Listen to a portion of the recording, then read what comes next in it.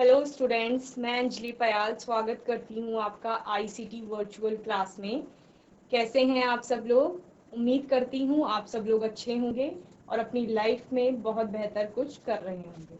आज हम बात कर रहे हैं क्लास 7th के साइंस की, जिसमें हमारा 6 चैप्टर चल रहा है भौतिक एंड रासायनिक और रासायनिक परिवर्तन, यानी फिजिकल एंड केमिकल चेंज की बात हम कर रहे थे, जहाँ पर कि हमने पूरा चैप्टर पढ़ लिया था अच्छे से। सारे टॉपिक्स हमारे क्लियर हो गए थे। होपफुली सारा चैप्टर आपको अच्छे से समझ में आया होगा। किसी बच्चे का कोई डाउट होगा, क्वेश्चन होगा, तो वो आप लोग पूछ लेंगे। ओके, आज हम इस चैप्टर में एक्सरसाइज स्टार्ट करेंगे।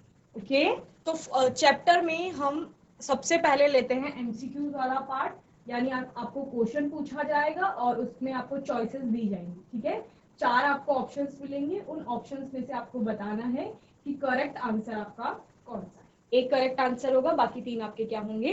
रॉन्ग। फर्स्ट क्वेश्चन है, in which type of change a new substance is form, यानी किस प्रकार के परिवर्तन में नई कोई चीज बनती है। ठीक है, चेंज आपका क्या हो गया? परिवर्तन। न्यू सब्सटेंस क्या हो गया आपका? नया पदार्थ या नई चीज। ओके, तो कौन सा ऐसा परिवर्तन है, बदलाव है, जहां पर आपका क्या हो रहा है? नया कोई पदार्थ बन रहा है, यानी एक चीज होगी, फिर चेंज होगा, उसमें उसके गुणों में किसी प्रकार से परिवर्तन आएगा और परिवर्तन के बाद जो बनेगा वो नया पदार्थ होगा। पूर्व स्थिति में जो चीज थी वो नहीं रहेगी। ओके, इतना आपको समझ में आ गया? आपको पता है आपने परिवर्तन यहाँ पर 2 तरह से पढ़े थे। एक क्या पढ़ा था आपने? फिजिकल चेंज पढ़ा था, जिसको आपने क्या कहा? भौतिक परिवर्तन कहा। ओके, दूसरा आपका क्या था? केमिकल चेंज था, जिसको आपने क्या कहा कि यह है रासायनिक परिवर्तन। ओके, तो आपने परिवर्तन को 2 तरह से पढ़ा, भौतिक परिवर्तन और रासायनिक परिवर्तन। परिवर्तन आपका क्या था? बदलाव था, जब पूर्व स्थिति में या पूर्व कोई चीज आपने जो पहले ली है उसके गुणों में किसी भी प्रकार से बदलाव किया जा रहा है, तो वो क्या कहलाएगा? परिवर्तन कहलाएगा। और ये परिवर्तन 2 तरह से है, एक आपका भौतिक परिवर्तन है, दूसरा रासायनिक परिवर्तन है। भौतिक परिवर्तन आपका कहता है कि भौतिक गुणों में बदलाव किया जाएगा, उसके रंग में परिवर्तन करेंगे, उसके आकार में परिवर्तन करेंगे, उसके आमाप में परिवर्तन करेंगे, या जो उसकी भौतिक अवस्था है उसमें परिवर्तन करेंगे। इनमें अगर किसी भी प्रकार से परिवर्तन आता है तो उसको भौतिक परिवर्तन या आपका फिजिकल चेंज कहते हैं। वहीं इसके अलावा अगर उसके रासायनिक संगठन में चेंज आएगा, यानी उसका जो कंपोजिशन है अगर वो चेंज हो जाता है, या आप कहेंगे कि आपकी रिएक्शन जो चल रही है वो इरिवर्सिबल चल रही है अगर, और नया पदार्थ बन रहा है, तो उसको क्या कहा जाएगा? आपका केमिकल चेंज, यानी कि रासायनिक परिवर्तन। तो यहाँ पे आपको समझ में आ गया होगा कि कौन से टाइप के परिवर्तन में आपका नया पदार्थ बनता है। तो जो आपका केमिकल चेंज होता है, रासायनिक परिवर्तन होता है, चूंकि उसमें संगठन में चेंज आ जाता है। संगठन में चेंज आने के का मतलब क्या है कि आपका जो प्रोडक्ट, जो पहले आपने पदार्थ लिया था कोई, उसमें पूरी तरीके से बदलाव हो गया और नया पदार्थ आपका बन गया। ओके, जैसे हमने क्या कहा था कि लोहे पर जंग लग रहा है, और लोहे पर जंग लगने के बाद आयरन ऑक्सीजन और वाटर से रिएक्ट कर रही है और आयरन का ऑक्साइड बना रही है, तो जो कि एक नई चीज थी, जिसको हम क्या कह रहे थे? रस्ट, जंग जिसे कह रहे थे। ओके, तो वो कुछ नया पदार्थ था। तो यहाँ पर इसका आंसर आपका क्या हो जाएगा? B, in chemical change. Chemical change भी आपका नया पदार्थ, न्यू सब्सटेंस फॉर्म है। ओके, जल्दी से इस क्वेश्चन को नोट करेंगे, फिर हम आगे पढ़ेंगे।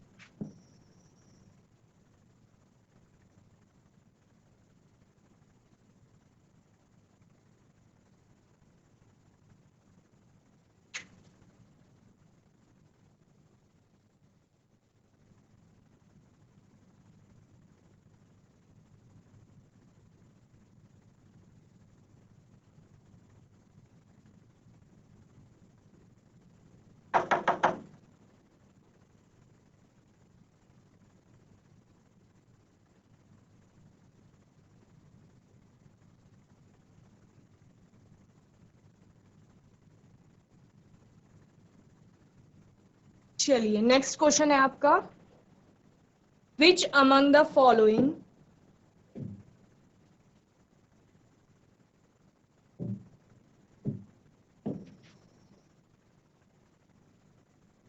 Which among the following is a physical change, इनमें से कौन सा आपका फिजिकल चेंज होगा? तो यहाँ पर आपको ऑप्शन दिए गए हैं। फर्स्ट है आपका cutting a log of would in small pieces, second है आपका बर्निंग ऑफ वुड, सी है आपका थर्ड राइपनिंग ऑफ फ्रूट, और डी है कुकिंग ऑफ फूड। ओके, तो फिजिकल चेंज यानी भौतिक परिवर्तन।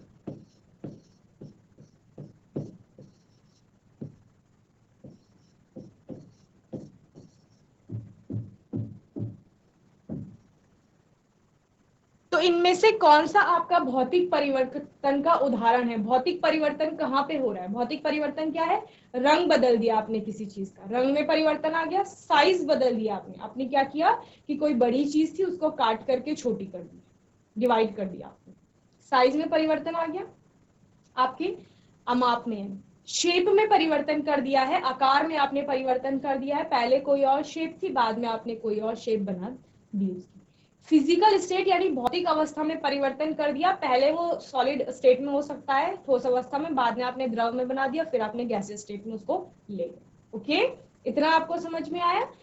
तो ये सब जहां पर भी हो रहा होगा वहां पर क्या हो रहा है? आपका भौतिक परिवर्तन है, फिजिकल चेंज की बात कर रहे हैं। पहला ऑप्शन है cutting a log of would in small pieces. आपके पास क्या था? एक बड़ा लकड़ी का लॉग था, गुटका था, ब्लॉक आप जिसे बोलेंगे, और उसको काट करके क्या कर दिया गया है? छोटे छोटे टुकड़ों में विभाजित कर दिया। ओके, बी कहता है बर्निंग ऑफ वुड, लकड़ी क्या कर रही है? जल रही है, और लकड़ी के जलने के बाद क्या मिलेगा आपको? राख मिलेगी, कोयला मिलेगा, ये सब चीजें मिलेंगी, गैसेस निकलेंगी कई प्रकार की।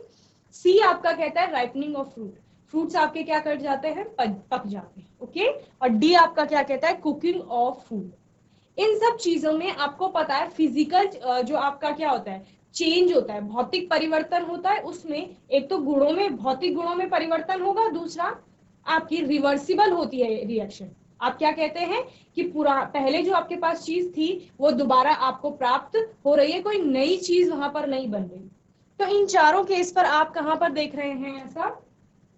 अगर आप कटिंग ऑफ वुड की बात कर रहे हैं कि वुड के बड़े टुकड़े को, लकड़ी के बड़े टुकड़े को छोटे छोटे टुकड़ों में विभाजित कर रहे हैं, तो बाद में अगर वो छोटे टुकड़ों में विभाजित हो रहा है तब भी वो लकड़ी का ही टुकड़ा है, कोई और नया पदार्थ नहीं बना है, सिर्फ उसका साइज छोटा हो गया, पहले बड़ा था अभी क्या हो गया है? छोटा।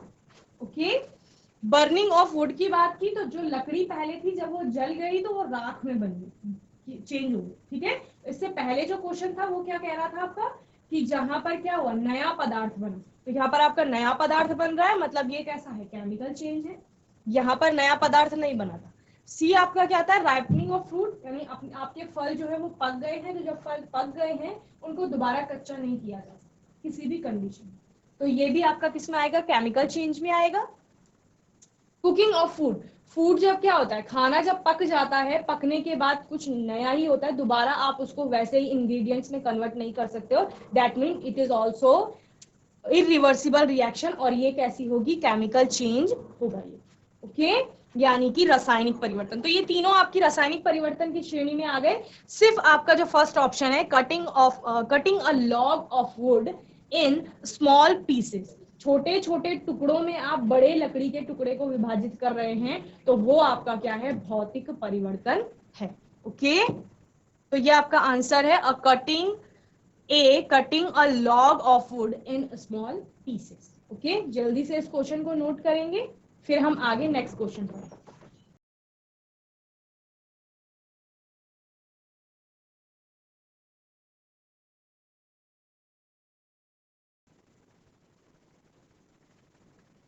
नेक्स्ट क्वेश्चन देखते हैं। थर्ड क्वेश्चन है हमारा, विच of the following is a chemical change. अब आपको बताना है कि इनमें से रासायनिक परिवर्तन कौन सा होगा।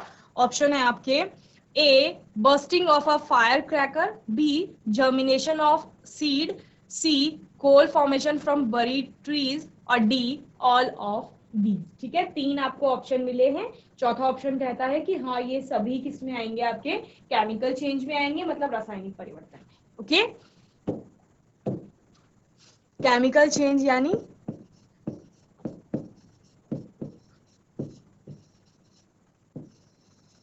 रासायनिक परिवर्तन।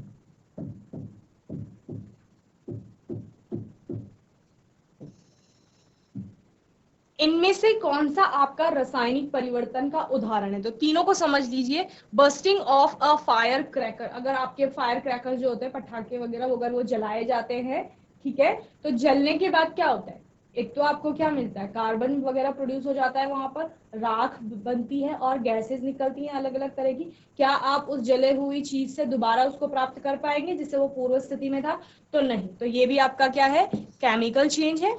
जर्मिनेशन ऑफ सीड क्या कहता है? अगर सीड जर्मिनेट हो गया आपका बीज, तो उसके बाद आप पुराना वाला बीज प्राप्त कर पाएंगे? नहीं कर पाएंगे। तो ये भी क्या है, केमिकल चेंज है। सिंपल केमिकल चेंज को समझना है तो वहां पर ये समझ लीजिए कि जो चीज आपका पहले था, क्या वो उसको आप रिएक्शन के बाद जो मिल रहा है दोबारा उससे प्राप्त कर सकते हैं। यानी अगर ए से हम बी बना रहे हैं, ठीक है, हमने ए से बी बनाया है, परिवर्तन हो रहा है, बदलाव हो रहा है, क्या हम बी से वापस ए बना सकते हैं? अगर बना सकते हैं, yes, that means it is a physical change, भौतिक परिवर्तन है। और अगर नहीं बना पा रहे हैं तो ये क्या है, केमिकल चेंज। इतना समझ गए? ये आपका फिजिकल और केमिकल चेंज में आपका डिफरेंस आ जाता है, ठीक है। जर्मिनेशन ऑफ सीड क्या कह रहा है कि सीड जर्मिनेट हो गया है तो दोबारा आप उससे वापस बीज को प्राप्त नहीं कर पा रहे, दैट मीन्स कि इरिवर्सिबल आपकी रिएक्शन जा रही है, और ये क्या है, एक प्रकार का केमिकल चेंज है। सी आपका क्या कह रहा है, कोल फॉर्मेशन फ्रॉम बरीड ट्रीज, ठीक है। पेड़ क्या हो गए हैं, बहुत टाइम तक पेड़ जब खराब हो गया है, सूख गया है या नीचे गिर गया है, मर गया है, मतलब ये समझ, उसके बाद क्या होगा, धीरे धीरे उसके ऊपर कई लेयर्स बन गई, वो जमीन में बहुत नीचे गहराई में चला गया, और वहां क्या होगा, कोल फॉसिल्स में वो पहले कन्वर्ट होता है, फिर क्या बनता है, फिर कोल की फॉर्मेशन होती है। जब उस पेड़ से, आपने क्या कहा, आपके पास था एक, आपके पास एक हरा भरा पेड़ था, ठीक है, यह किसी कारण से क्या हो गया, गिर गया नीचे, या आप क्या कहेंगे, खराब हो गया, मर गया। अब धीरे धीरे क्या होंगी, इसके ऊपर लेयर्स बनेंगी, किसकी, मिट्टी की, अलग अलग लेयर्स। बाढ़ आई, बारिश आई, इसके ऊपर मिट्टी आ गई, फिर धीरे धीरे ये दबना शुरू हो गया, फिर यहाँ ऊपर कहीं ऊपर अर्थ की सरफेस पे दोबारा से लाइफ स्टार्ट हो गई। तो ये पेड़ अब नीचे चला गया है, गहराई में नीचे आ गया है बहुत। धीरे धीरे इस पेड़ का क्या होगा, पत्तियां सूखेंगी, सड़ेंगी, गलेंगी, या आप क्या कह सकते हो, डिकम्पोजिशन होना स्टार्ट हो जाएगा। इसका डिकम्पोजिशन होगा, एक टाइम ऐसा होगा कि ऑक्सीजन नहीं मिलेगी तो डिकम्पोजिशन भी रुक जाएगा। डिकम्पोजिशन जहां पर रुका वहां पर ये फॉसिल में कन्वर्ट हो गया। फॉसिल आपके क्या होते हैं, जीवाश्म होते हैं, यानी कुछ, जैसे हम क्या बोलते हैं, कोई अगर जीव है, जीव में आप प्राणी को ले लीजिए, किसी जानवर को ले लीजिए, अगर वो मरा, उसके बाद क्या होगी, स्किन डिकम्पोज होना शुरू होगी, धीरे धीरे उसके इंटरनल ऑर्गन से डिकम्पोज होंगे, फिर क्या होगी, बोन्स रह जाएंगी, धीरे धीरे बोन्स भी डिकम्पोज होना स्टार्ट होगी। आखिर में हम बोल देते हैं कि कुछ बोन्स बच गई होंगी, तो वो क्या रह गए, अवशेष रह गए, यानी फॉसिल्स। तो पेड़ में भी हम बोल सकते हैं कि पेड़ के कुछ कुछ पार्ट ऐसे रह गए होंगे, जैसे स्टेम वाला पार्ट, जो हार्ड पार्ट होते हैं जिनका डिकम्पोजिशन नहीं हो पाया, तो वो फॉसिल में कन्वर्ट हो गए। देन वो फ्यूल्स में, ईंधन में कन्वर्ट होना स्टार्ट किया, या हम क्या बोल देंगे, कोल की फॉर्मेशन वहां हो गई। तो अगर यहाँ पर मैं ब्लैक कलर में आपको कोल दिखा देती हूँ कि इस पेड़ से अगर कोल की फॉर्मेशन हो गई है, ये आपका कोल बन गया है, ठीक है, परिवर्तन हुआ, पेड़ से क्या बन गया, कोल बन गया। क्या हम इस कोयले से दोबारा इस पेड़ को प्राप्त कर पाएंगे? नहीं कर पाएंगे। नहीं कर पाएंगे तो दैट मीन्स ये भी आपका एक क्या है, केमिकल चेंज है। ओके, सी भी आपका केमिकल चेंज है। तो हमें पूछा ही क्या गया है कि केमिकल चेंज का उदाहरण कौन सा है, तो तीनों ही आ रहे हैं। इसका मतलब क्या है आपका answer, all of these. Okay, तो ये क्वेश्चन आपको अच्छे से समझ में आ गया होगा, जल्दी से इसे नोट करेंगे, फिर नेक्स्ट क्वेश्चन पे जाएंगे।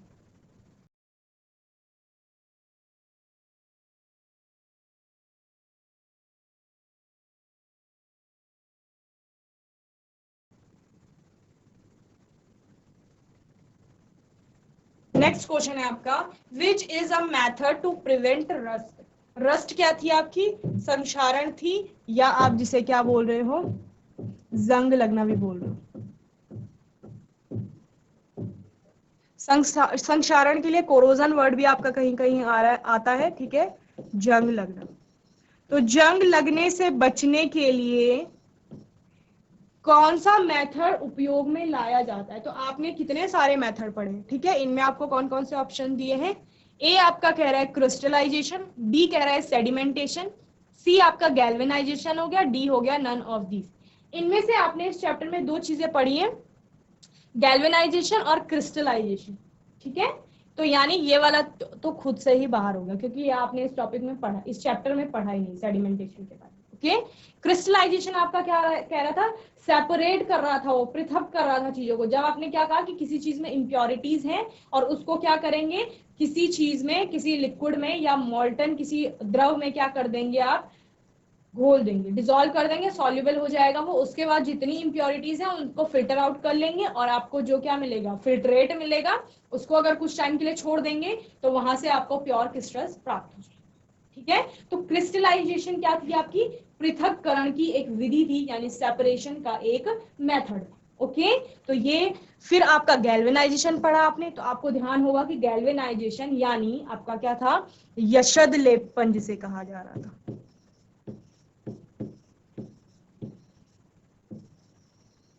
तो यशद लेपन में आप क्या कह रहे थे कि मैम हमारे पास कोई तो चीज है जो लोहे से बनी हुई है, इसको हमने ऑक्सीजन और वाटर के संपर्क में आने से रोकना है, तो इसको रोकने के लिए हम क्या कर देते हैं, इस पर जिंक की कोटिंग कर देते हैं, ठीक है।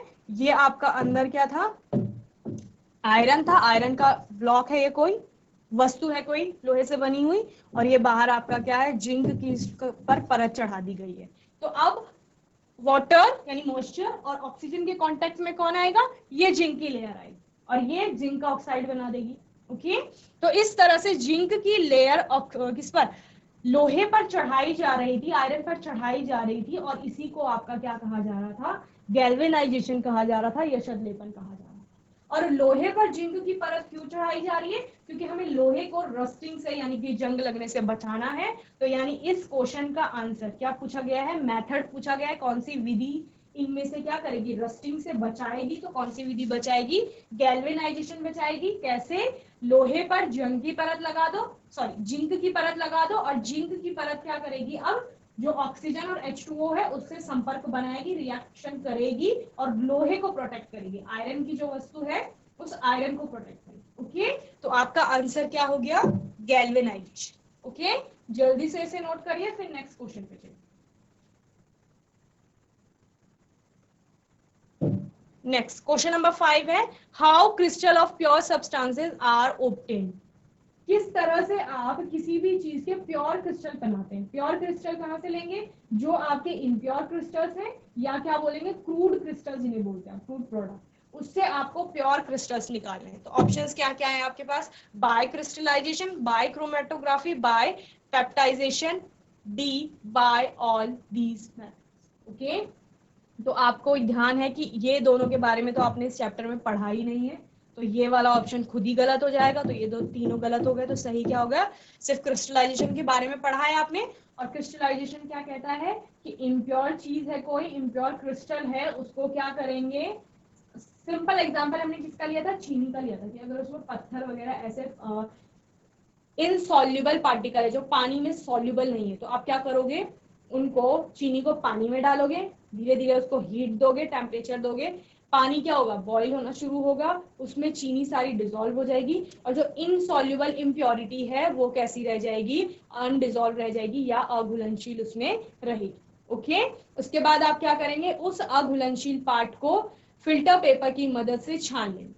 फिल्टर पेपर में क्या आ जाएगा, जितनी इंप्योरिटीज है, अगर हम पत्थर के टुकड़ों की बात कर रहे हैं तो वो फिल्टर पेपर पे आ जाएंगे, और आपको जो क्लियर सोल्यूशन है किस किस का, चीनी का यानी शुगर का, और वाटर यानी कि पानी का, वो आपको नीचे फिल्ट्रेट में मिल जाएगा। और उस फिल्ट्रेट को क्या करेंगे, कम टेम्परेचर पे ले जाएंगे या नॉर्मल टेम्परेचर पे रख देंगे, तो थोड़ी देर बाद आपको प्योर क्रिस्टल्स प्राप्त हो जाते हैं। ओके, ये आपका क्या है, क्रिस्टलाइजेशन मेथड है। ये आप हायर क्लासेस में जब लैब में प्रैक्टिकल्स परफॉर्म करते हैं, तो जो क्रूड क्रिस्टल मिलेंगे आपको, क्रूड प्रोडक्ट बनेगा आपका कोई, उसको प्योरीफाई करने के लिए या प्योर बनाने के लिए रिक्रिस्टलाइजेशन किया जाता है या क्रिस्टलाइजेशन मेथड यूज किया जाता है। ओके, तो फिलहाल आपको इतना नहीं पढ़ना है, इतना समझना है कि प्योर सब्सटेंस प्राप्त करने के लिए इम्प्योर सब्सटेंस का क्या किया जाता है, क्रिस्टलाइजेशन किया जाता है। ओके, देखो एमसीक्यूज में आपके पास क्या रहता है, ये क्योंकि चॉइसेस आपके पास हैं, तो ऑड वन आउट भी आप करते हैं कि अच्छा ये हमने इस चैप्टर में नहीं पढ़ा, ये चैप्टर में नहीं पढ़ा, ये भी क्वेश्चन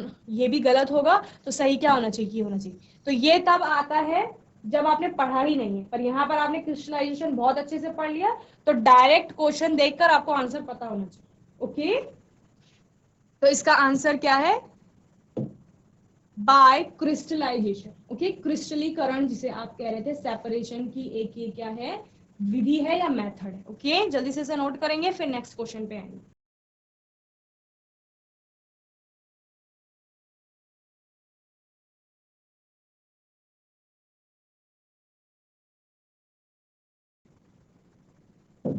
क्वेश्चन नंबर 6 है आपका, what is the formula of rust. Rust का फॉर्मूला पूछा गया है। रस्ट का फॉर्मूले का मतलब क्या है?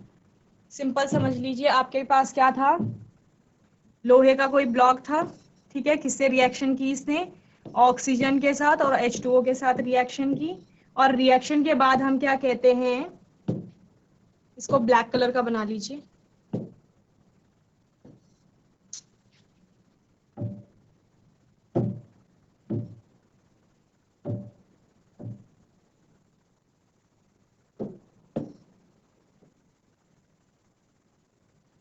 ये आपका लोहे की कोई वस्तु है, ठीक है, इसको बहुत टाइम तक खुले में छोड़ा हुआ था, ठीक है, खुले में छोड़ा हुआ है मतलब ऑक्सीजन और वाटर के साथ ये रिएक्ट कर रही है। अब क्या होगा, ये जो आपकी वस्तु है, ठीक है, ये धीरे धीरे संक्षारित होना स्टार्ट करेगी, यानी इस पर कोई तो थोड़ा रेडिश और रेडिश ब्राउन कलर की लेयर चढ़ना स्टार्ट होगी, या जो लोहे की ऊपर वाली परत है वो खराब होना शुरू करेगी। तो ये जो रेड कलर का आया पदार्थ, ये है क्या, और इसका फॉर्मूला आपको पूछा जाएगा, ठीक है। तो आपके पास ऑप्शंस है Fe2O3, Fe3O4 और FeO, और डी है आपका नन ऑफ दीज।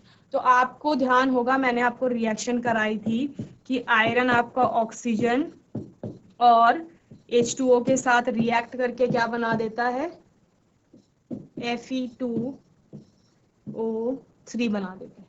ओके, तो आपका आंसर कौन सा हो जाएगा, सही ए हो जाएगा।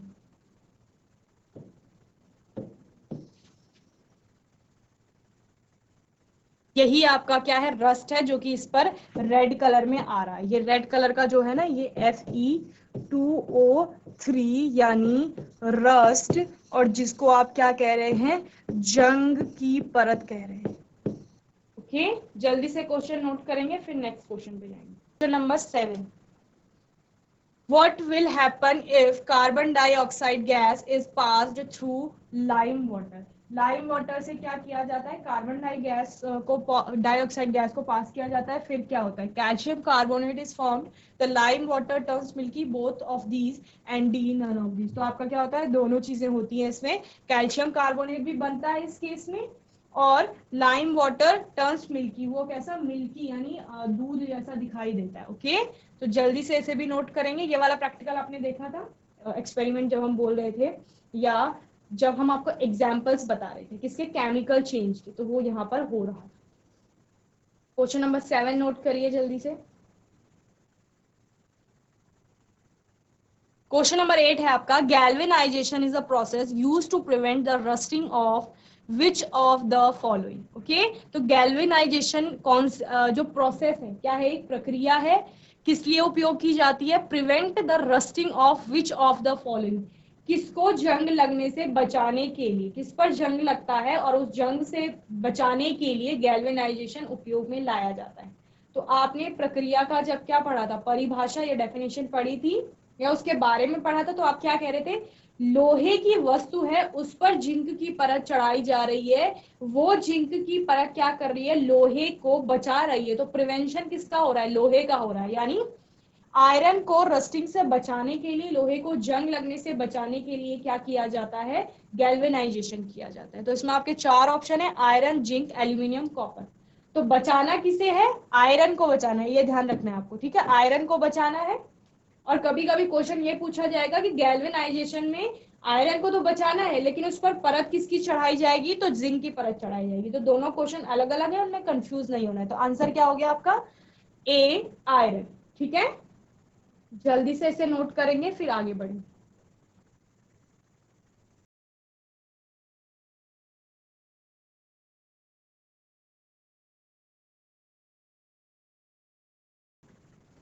तो बच्चों आज हमने क्या किसके बारे में पढ़ा, एमसीक्यूज के बारे में पढ़ा, ठीक है। तो एक बार क्विक रिवाइज करेंगे इन सारे क्वेश्चंस का। 8 क्वेश्चंस आपने यहाँ पर देखे।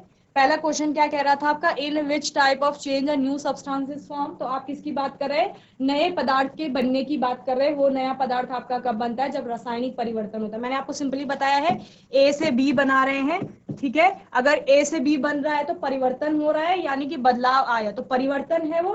परिवर्तन दो प्रकार का हो गया, भौतिक और रासायनिक। जब भी इस बी से ए को प्राप्त कर लेंगे, दोबारा बी से हम वापस ए बना सकते हैं, तो इसको क्या कहेंगे, फिजिकल चेंज कहेंगे, यानी भौतिक परिवर्तन। और जब इस बी से वापस ए नहीं बना पाएंगे तो उसको केमिकल चेंज आपका कहेंगे, यानी कि रासायनिक परिवर्तन। और ये बी ही, इस केमिकल चेंज के केस में ये बी ही आपका क्या है, न्यू सब्सटेंस है, यानी नया पदार्थ होगा। ओके और फिजिकल चेंज के जो केस में क्या होगा, ये नया पदार्थ नहीं बनेगा, जो ए है उसी की प्रॉपर्टीज बी में भी रहेंगी। ओके सेकंड क्वेश्चन कह रहा था which among the following is physical change. तो फिजिकल चेंज क्या है, इनमें से लकड़ी के बड़े टुकड़े को अगर छोटे टुकड़ों में क्या किया जा रहा है, काट कर विभाजित किया जा रहा है या बदला जा रहा है। तो जो बड़ा लकड़ी का टुकड़ा था, जिस लकड़ी से या जिस पेड़ से वो रहा होगा, सेम जो छोटे टुकड़े हैं वो भी उसी लकड़ी और उसी पेड़ के हैं।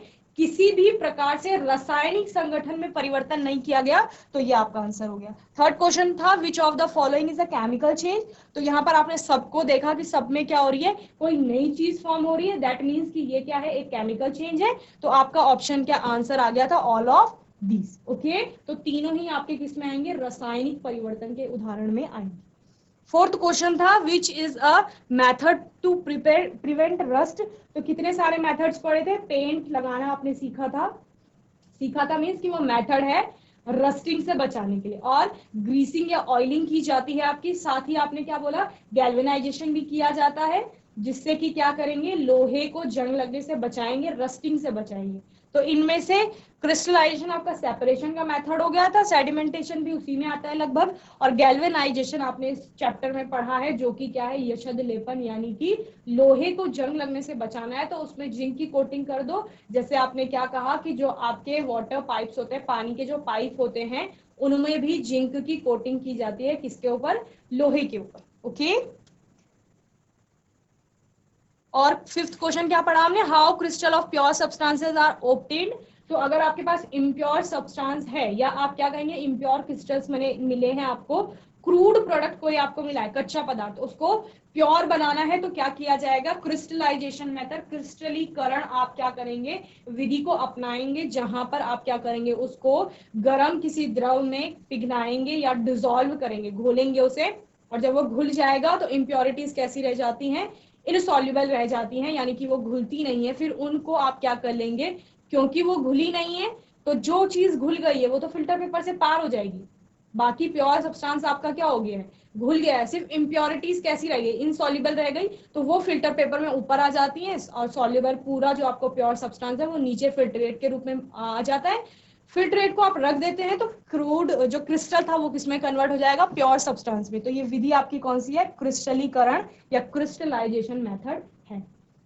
ओके क्वेश्चन नंबर 6 आपका क्या कह रहा था, what is the formula of rust. तो यहाँ पे हमने पूरी रिएक्शन देखी, जहां पर क्या हो रहा था, जो आपका आयरन है वो ऑक्सीजन और H2O वाटर के साथ, यानी जो मॉइस्चर है वही आपका पानी है, नमी जिसे कह रहे हैं, उसके साथ अभिक्रिया करके क्या बना रहा है, आयरन के हाइड्रोक्साइड बना रहा है, जो बाद में किस में कन्वर्ट हो रहे हैं, आयरन के ऑक्साइड्स में कन्वर्ट हो रहे हैं। ठीक है इन्हीं को क्या कहा जा रहा है, रस्टिंग कहा जा रहा है, या रस्ट, जंग की जो परत है। जब आप देखते हैं किसी चीज पे जंग लगी होती है लोहे की कोई वस्तु में, तो वो कैसे लाल भूरे रंग का एक परत उसके ऊपर चढ़ी रहती है। ठीक है ड्राई पाउडर जैसा वो आपको दिखता है, वही आपका क्या है, Fe2O3। ओके नेक्स्ट क्वेश्चन क्या था आपका, what will happen if carbon dioxide gas is passed through lime water. तो जब कार्बन डाइऑक्साइड गैस और लाइम वाटर एक साथ आते हैं कांटेक्ट में, तो आपका कैल्शियम कार्बोनेट प्रोड्यूस होता है, साथ में आपका जो लाइम वाटर होता है वो कैसा हो जाता है, मिल्की यानी दूधिया रंग का दिखाई देने लगता है। ओके तो बोथ ऑफ दीज, ये दोनों ही यहाँ पर हो रहे हैं, तो आपका ऑप्शन सी करेक्ट हो जाएगा। ओके लास्ट क्वेश्चन था आपका, galvanisation is a process used to prevent the rusting of which of the following. तो इनमें से किसको रस्ट से बचाने के लिए, जंग लगने से बचाने के लिए गैल्वेनाइजेशन विधि अपनाई जाती है। तो आयरन जो कि आपका क्या है, लोहा है, उसको उस पर जंग ना लगे इसलिए उस पर जिंक की परत चढ़ाई जाती है। इसी को क्या कहा जाता है, गैल्वेनाइजेशन यानी यशद लेपन इसको कहा जा रहा था। और अगर आपको क्वेश्चन पूछा जाता है कि यशद लेपन में किसकी कोटिंग की जाती है, मतलब लोहे के ऊपर कौन सी परत चढ़ाई जाएगी, तो जिंक की परत चढ़ाई जाएगी। ओके, और जिंक यहाँ पर ज्यादा अभिक्रियाशील होता है एज कम्पेयर टू आयरन। तो वो जिंक भी क्या करेगा, ऑक्सीजन के साथ रिएक्ट करके जिंक की ऑक्साइड बना देगा। तो जिंक ऑक्साइड की जो लेयर होगी वो जिंक को प्रोटेक्ट करेगी और जिंक आपके आयरन को प्रोटेक्ट करेगा। तो इस तरह से गैल्वेनाइजेशन एक विधि है जो क्या कर रही है, लोहे को रस्टिंग से या जंग लगने से बचा रही है। ओके, अपने नेक्स्ट सेशन में कुछ और क्वेश्चंस को हम करेंगे और तब तक के लिए आपको ये सारे क्वेश्चंस अच्छे से पढ़ने हैं, रिवाइज करने। घर में कोई डाउट होगा किसी भी टॉपिक को लेकर, किसी क्वेश्चन को लेकर, तो वो आप लोग नेक्स्ट सेशन में पूछ लेंगे। ओके, और तब तक के लिए आईसीटी वर्चुअल क्लास से जुड़ने के लिए धन्यवाद।